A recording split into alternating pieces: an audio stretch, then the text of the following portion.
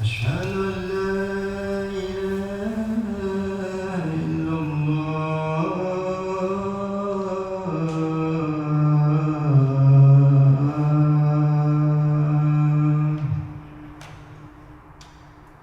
أشهد أن محمدا رسول الله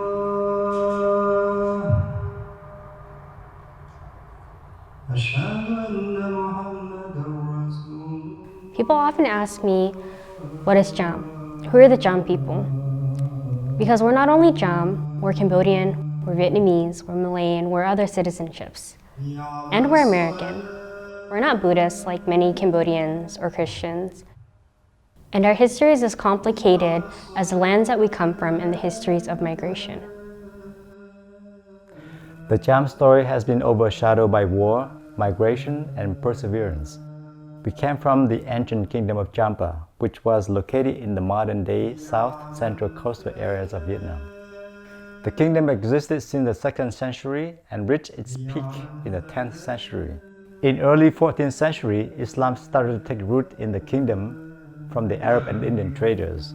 So in 1471, that is the first capital that fell into the Vietnamese hand, and it created a catastrophe. So a lot of people, Cham population, migrate to Cambodia. Some of them migrate to Hainan. Some of them migrate to Malaysia. Some of them migrate to Thailand. And majority of them migrate to Cambodia. So Cambodia became a second home to Cham. And then things progress until the modern history, where 1975, after the fall of Saigon and the fall of Phnom Penh, then the Cham start migrate again because of fear of retribution.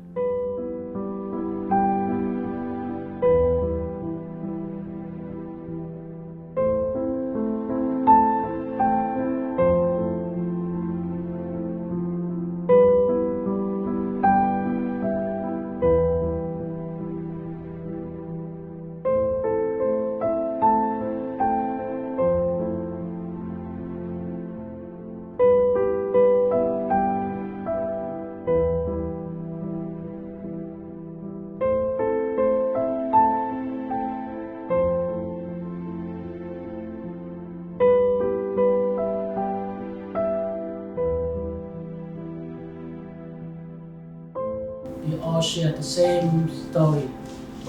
We have lost everything, no hope. We have nothing left to look on. So we have to escape. We have to leave and migrate for the better. And thanks God that we found a place where America that was the land of opportunity, and we placed to be proud to be called home today. I came when I was very young, but I came to the United States with my mom and my dad and my siblings, and we went to Colorado.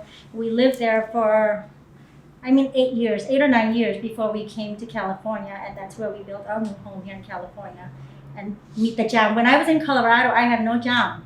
We were the only Asian there, and English was, we have to learn English. We were not allowed. We were encouraged to speak only English. So there was no Khmer, there was no Cham, so only English. And I came here to California. I get to meet the Cham, and I was so happy to be in a community of my people. Our community here is centered around this mosque. And one of the visions that we have for our community here in Santa Ana is that we need to find a foothold in America. And the best foothold in America, according to our Cham tradition, is the place of worship. So we like to build this mosque to hold our tradition here, to find a foothold here, something that we can touch and we can feel. So this is one of the vision that why we build this mosque, so that people can converge here and exchange the language, the culture, the food aspect, the clothes aspect, something like that. I want to be able to explain to my kids, who we are, be able to pass on the language, teach them how to speak the language so it could, so they can pass it on to their children, and also be able to tell them where we come from, our culture, and just more about the Cham kingdom. and how we migrated to Cambodia or to other different countries. I mean, being able to explain to them and being able to pass on the language, I think that's what I will want to pass on to my kids. فأصبحتم بنعمته إخوانا